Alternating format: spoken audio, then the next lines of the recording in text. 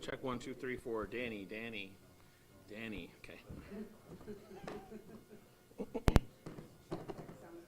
Okay, you gotta. Well, you run out of stuff to say. That's the problem when doing mic checks. So you gotta find new stuff to say. It's just funny that the things that you want to say are the ones that come through first.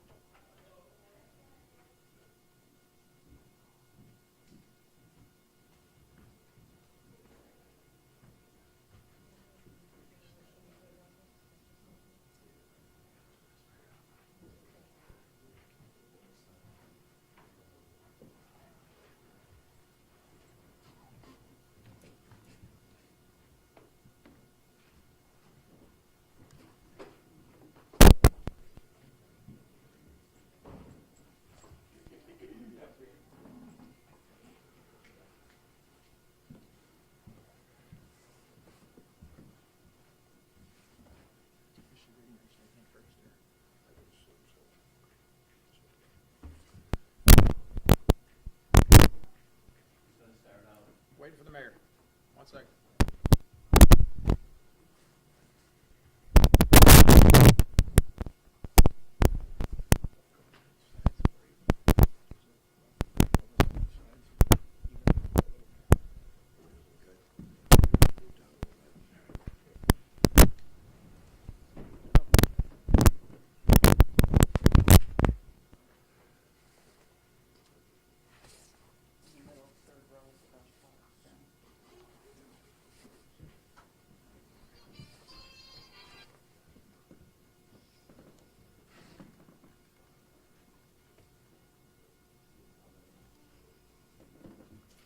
Hello. I want to thank everybody for coming here today. At approximately 11:20 this morning, there was an incident inside the Lockport underground and underground boat and cave tour. A boat capsized. It had 28 people with us coming out of Niagara Falls and one staff person from the facility.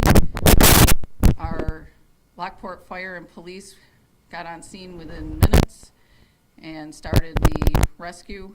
But I'm going to allow our first responders, our chief. So up here with me, I have Andrea Zopp, who is from Destination Niagara, USA, who was the affiliate group that the tourist group went with. We have Director of Emergency Management Services, Jonathan Schultz from Niagara County. We have the Niagara County Sheriffs, Michael Phillips. We have our Lockport Police Chief, Stephen Abbott, and our Lockport Fire Chief, Luca Quagliano. They can talk about what they can. This is an ongoing investigation, so some things we cannot discuss, but they can talk about some of the rescue efforts and where they're going from here. Chief Quagliano. Good afternoon. As the mayor said, about 11:30 this morning, we received a 911 call for approximately 28 people trapped in the water at the Lockport Cave tour site. They operate an underground cave tour operation. Part of that tour involves about a 300-foot section where tourists or visitors rather will get on a small boat, take them down a channelway within the cave about 300 feet long, and then they come back, return to where they boarded the boat. The boat can safely handle up to 40 people. There was 29 on it at the time. Somehow at the end of the cave or the destination, that 300 feet section there, the boat became unbalanced and capsized. All 28 or 29 people were thrown into the water. Some were able to self-extricate by walking down. The water is walkable for anybody that's right about the 6-foot mark. There are some deeper areas of that location and parts. So roughly 16 people were rescued by fire and EMS personnel. We have an inflatable boat that we can launch virtually anywhere through the use of compressed air. We put rescuers on that boat to go down that 300-foot corridor, and we were able to bring back 3 or 4 people at a time. Altogether, about 16 were rescued via the boat. Everybody else we also had a joint location where we breached the wall from the outside of the cave tour. On the canal side, there is an area that underwent some construction years back. Portions of that wall are more of a facade than a structural bearing wall, so we were able to breach that with heavy equipment and rescue some people that way. Unfortunately, we did have one fatality in the incident. It is believed for a time that he was initially stuck underneath the capsized boat, and it did take some time to get him recovered and back to a safe location. Unfortunately, he had succumbed to his injuries.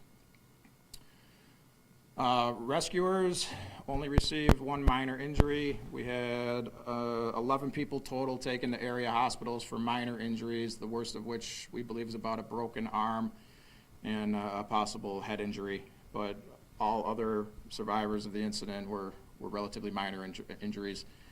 We had upwards of 10 or 11 mutual aid agencies from across the county come in to assist us. A technical rescue team was in from the county to help us with that wall breach. Niagara County dive team was notified to try to initially get to that last victim. I believe they may still be on site now to try and recover that boat and get some more data on what exactly happened there. But otherwise, no rescuers were injured, and it was a relatively safe operation once it got underway. Took a minute to find the initial access points, where the victims were, and what exactly had occurred, what resources we would need, etc. But once the operation ramped up, everybody did what they had to do, and we completed the evolution relatively well and effectively. So, any questions? I've been on the boat before. Was there a reason why it was capsized, why it became unstable, you said? That's what we're trying to ascertain right now. So law enforcement is working to get that boat to a safer location and interview people that were on it and come to some type of conclusion, but I'll let the police chief speak more to that. Chief, can you say anything further about the man who lost his wife, nationality, age? I can't, I'm sorry. We estimate age around 60. His wife was taken to an area hospital. I believe we know the name, but we are holding that for the family's sake at this point.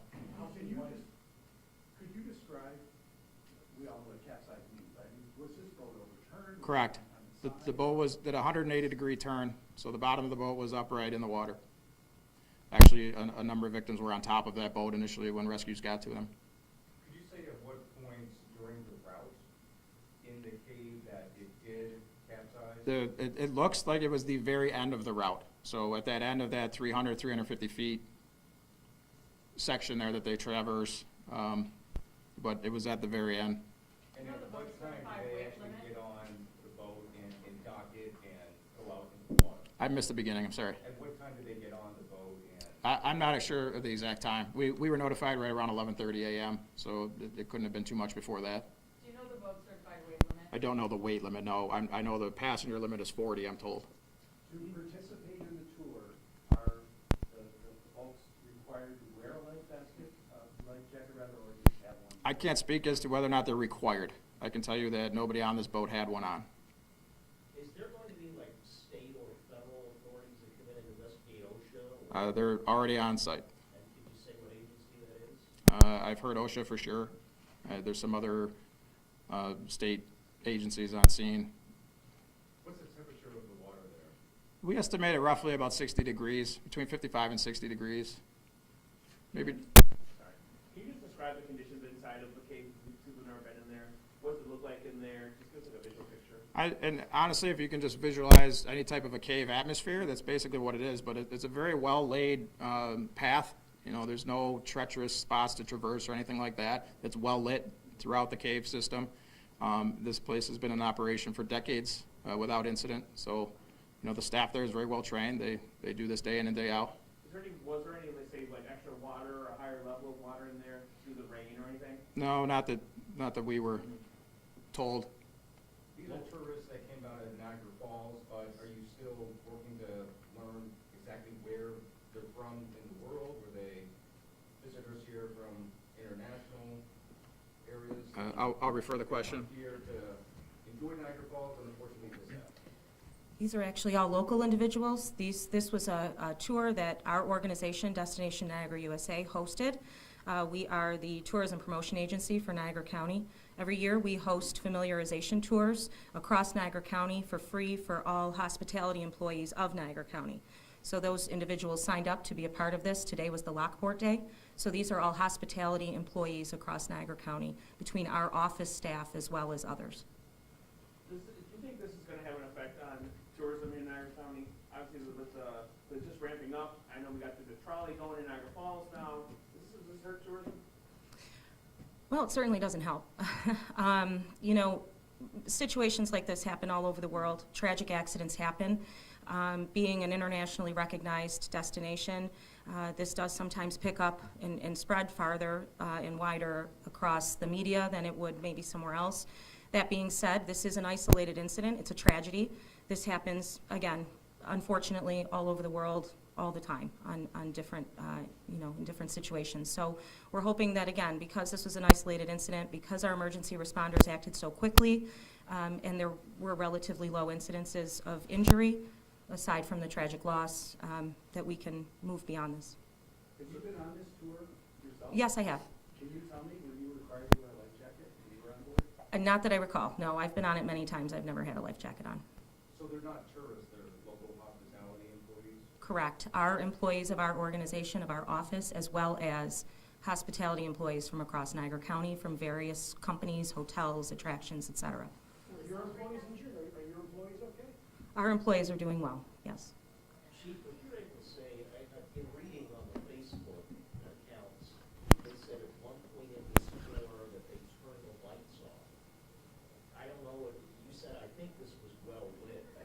Were the lights off at all prior to this capsizing? When we arrived, the lights were on and fully operational. I honestly don't know if at some point in the tour they dimmed the lights or turned them off or part of the tour effect. But when we arrived, all the lights that were there were operational. How many seats are on the boat? I'm told 40. How were the folks? How were they when you saw them? Wet and shaken up, I guess? Definitely wet, yes, and, you know, shaken up is an understatement. But yeah, I mean, as to be expected, certainly in early stages of initial shock, a little bit maybe of mild hypothermia. And it took a little bit of time to get to their location and then bring them back to a safe exit point. So, you know, some of them could have been in the water for 15 minutes at least, if not 20.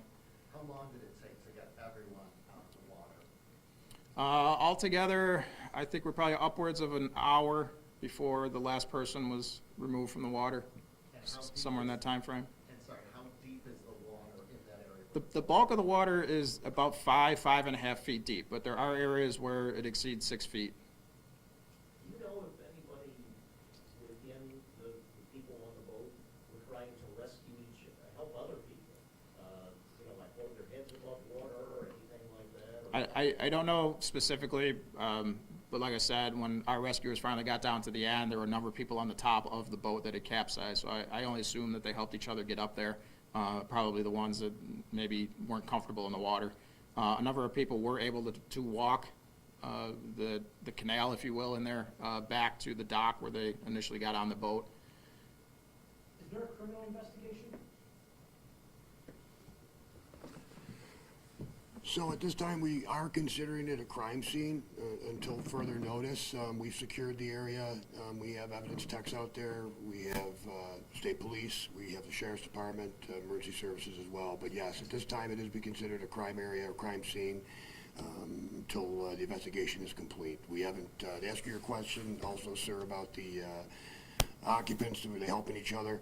We haven't had a chance to even interview them yet. So we have everybody's name. We know where they went to. You know, and as far as the gentleman who has passed, we're not releasing that name at this time because the wife has not been notified yet in regards to that. We're working on that as well at this time. But to answer your original question, yes, sir, it is an open investigation right now. And unfortunately, I can't give you much more. A lot of the questions that you're asking are the same questions that we have as well. You know, documentation on, you know, how many people are on the boat, what's the weight capacity, things like that. OSHA is involved. NTSB also has been notified as well. So it's going to be a joint investigation in regards to our department, sheriff, state police are involved as well. So a joint investigation, but not a crime scene at the moment? Well, we're considering it a crime scene. We have one. I misunderstood you. We're considering it a crime scene. So we have one individual who's passed, and we have a whole lot of questions that need to be answered. So until we, you know, we have the district attorney's office involved as well. So whether or not that leads to charges in the future, I do not know. But as of right now, we're treating it as a crime scene. Does that particular boat have to be inspected? And when was the last time such inspection was done? That's a very good question, and that's one of the ones that we're looking for the answer for as well. Because technically it's private property, however, he's operating a business. But right now, at this point, I can't answer that question because we're still trying to find that answer ourselves. Does the Coast Guard have any kind of? No, it's not any sort of waterway where they would have, because once again, it's not even the canalway. It's technically private property off the park, unfortunately. So it changes the entities that are involved. If it was on the canal, if it was in the lake or the river, et cetera, there would need to be a licensed captain, you know, operating. Is that the case in this? Once again, I don't have the answer to that question. It's private property business, so like I said, we're looking into that right now. And, you know, if there's, you know, issues that we have to address, we will certainly address them. I mean, it's unfortunate, but, you know, at this time, you know, I mean, the fire department did a fantastic job. Our people did a fantastic job. We pulled 7 people out of a hole about this big that we used a sledgehammer for about midway down.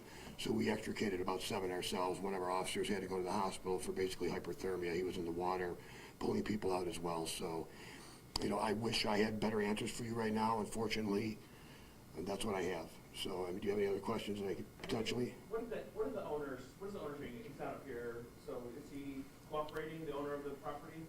He's been cooperative with everything I've asked him. So, you know, I would hope that cooperation would continue throughout the entire investigation. And what's his name?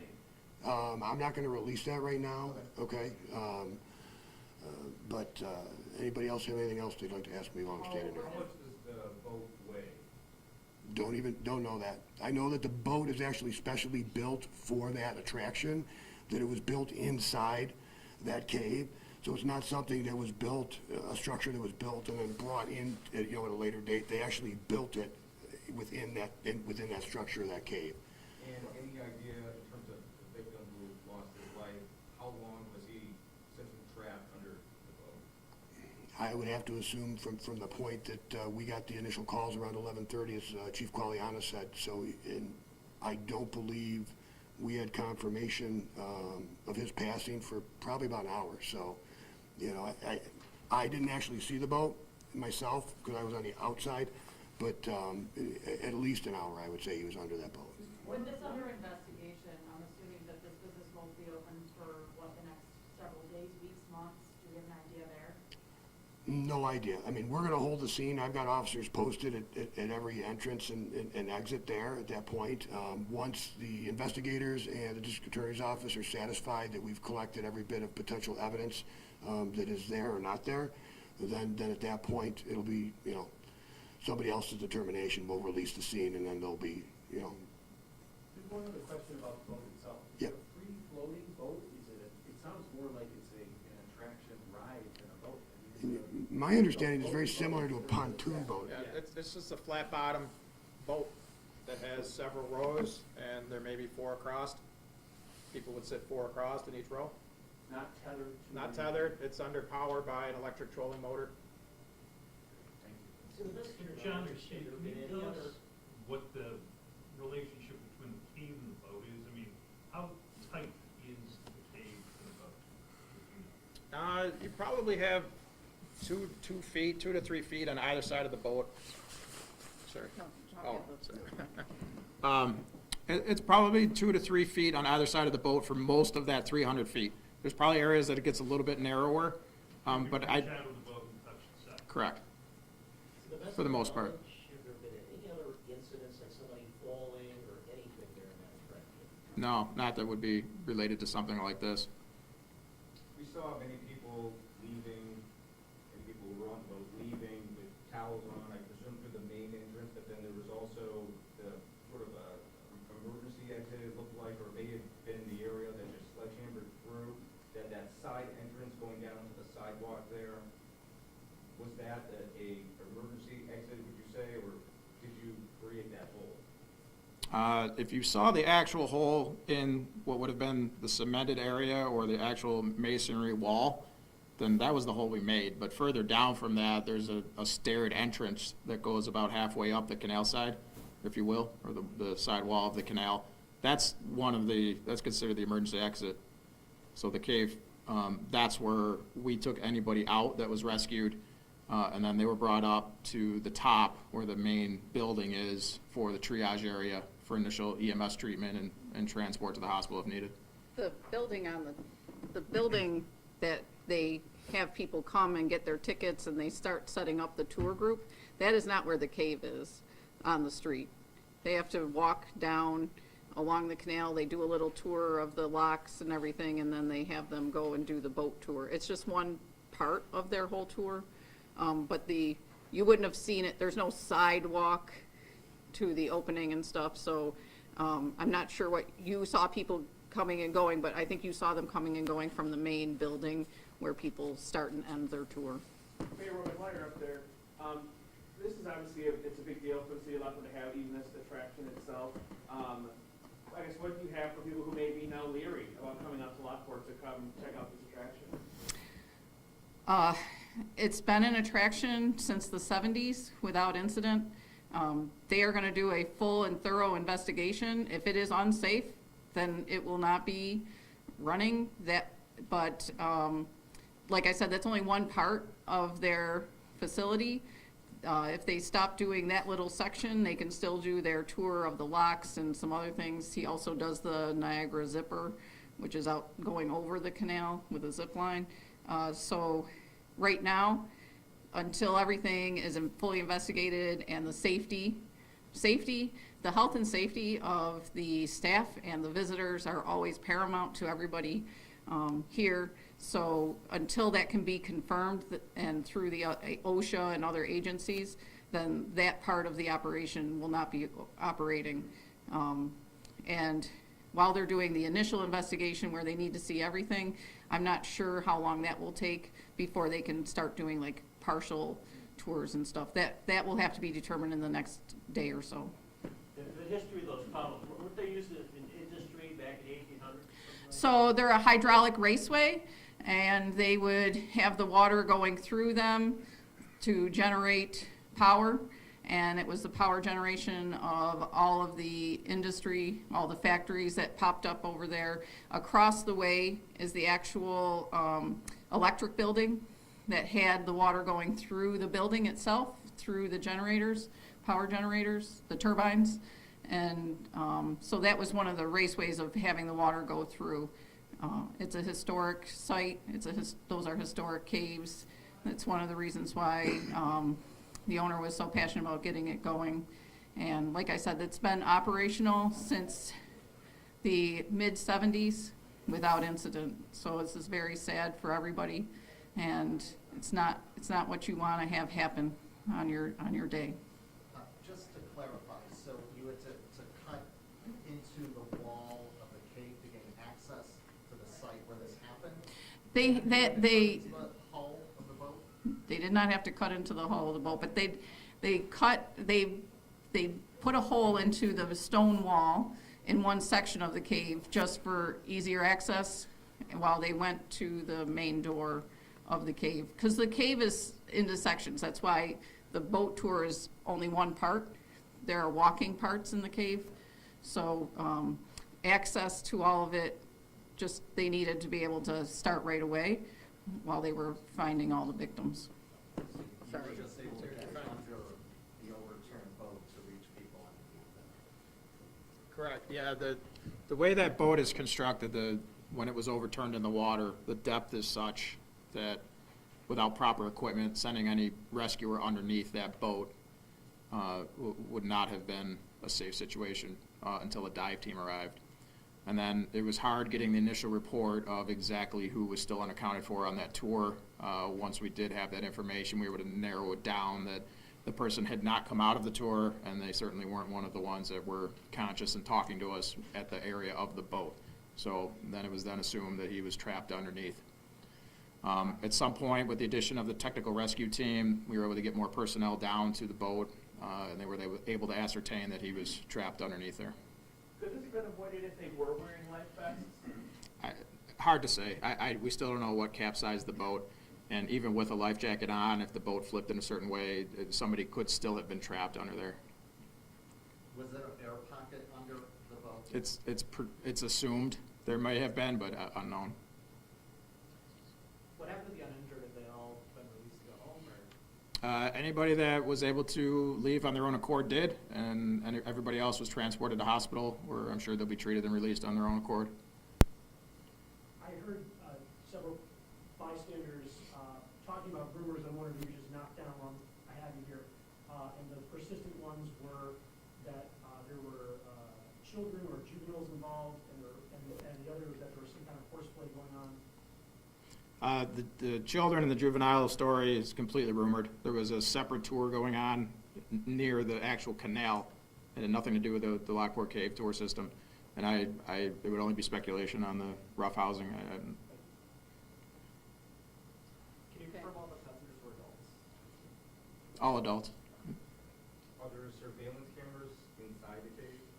I think we're still trying to ascertain that. I'm not sure if there's actual cameras in the cave. Yeah, we're not sure if there are or aren't. Like the chief said too, we're just trying to ascertain that right now. We don't know. So there's a lot of unanswered questions, like I said before. And quite frankly, I wish I had better answers for you, but I don't right now. Once we're done, we'll do another one. Yeah, I mean, we certainly can do another press conference after we have more information to give everybody, but right now, that's really the basics of it, of what we've got. Good. I'm going to end the press conference. On another subject, let me just ask, and I'm sorry to bring this up because it was probably, it could have been a suicide.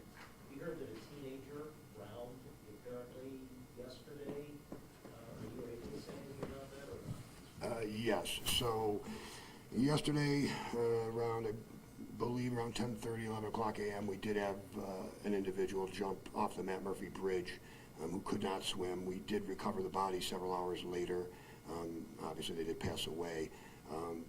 It does appear to be an apparent suicide, but other than that, I can't really discuss any more information on that. Okay? Thank you, everyone.